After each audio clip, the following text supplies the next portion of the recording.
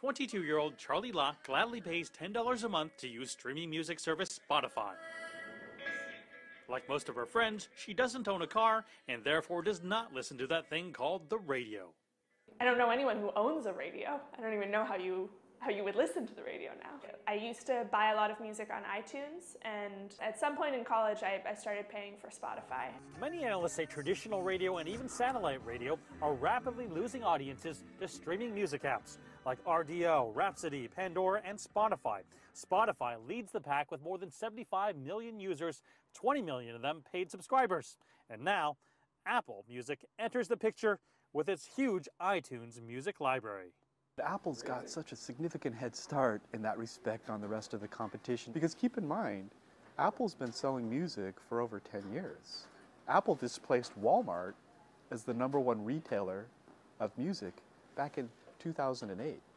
Apple already has around 800 million credit cards from people who are buying music today.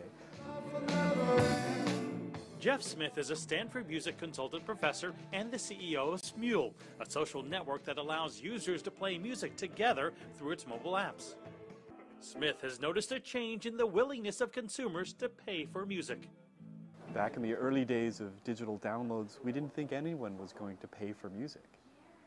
And to some extent, Steve Jobs and Apple taught people, again, that it was okay to pay for music online. Music goes through a sea change every time there's a new technology, and every time there's a new medium.